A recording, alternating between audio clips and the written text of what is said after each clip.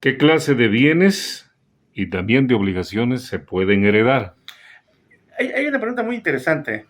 Esa pregunta es muy interesante porque mucho nos la dicen nuestros paisanos. Yo me dedico mucho al tema, al tema notarial, pero en el pueblo, en las comunidades, allá donde habitualmente mis compañeros notarios no muy casualmente o no de ordinario están presentes, y para nada. Yo sí voy a las asambleas de usos y costumbres, voy a las asambleas comunitarias, voy a las asambleas ejidales, voy a las asambleas indígenas. No es necesario que nos comenten, es que yo no tengo que heredar. Eso es falso. Y es de ahí parte precisamente la cultura testamentaria, la cultura de incentivar la necesidad del testamento. Todos tenemos que heredar. Podemos designar el tutor testamentario para que las bendiciones no se queden por ahí volando. Podemos designar muy importante, el albacea, que muchas veces no es precisamente la cónyuge o el cónyuge o el concubino o la concubina. A veces no conviene así a los intereses del otorgante. Eh, en, yo creo que en términos de número, el testamento para bienes inmuebles de pequeña propiedad no tiene nada que ver en número aquellos que se deriven del derecho agrario en bienes comunales o en bienes ejidales. Las reformas recientes a la ley agraria dieron una gran relevancia al testamento agrario y a la sucesión agraria en materia notarial, en sede notarial.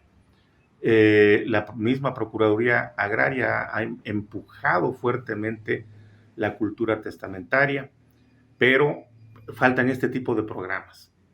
¿Qué puede usted heredar en lista de sucesión o en testamento agrario? Pues sus derechos derivados de su parcela, de su núcleo agrario, de sus derechos ejidales, de sus derechos de bienes comunales. Puede usted heredar precisamente la parcela o el lote donde tiene usted su casa.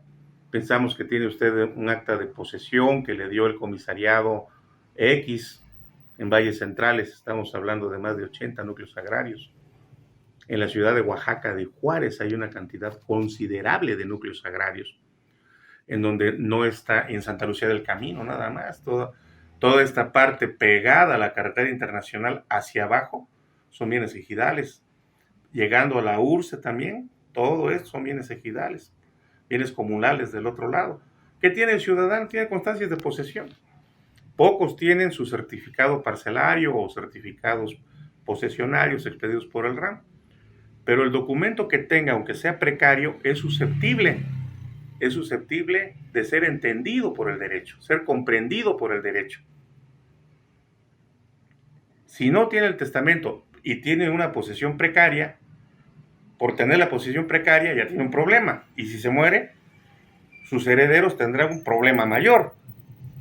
Pero el testamento en sí no resuelve los problemas, pero los atenúa y da certeza, da luz, da escudo y espada en el ambiente de la justicia para que el heredero no quede volando y al rato salga con que otro y con que otro y es otro, y es que mi papacito le vendió al primo y el primo está en Estados Unidos, pero aquí trae el papel donde le vendió. Sorrete. Con el testamento se está dejando muy claramente la voluntad del testador acerca de sus bienes.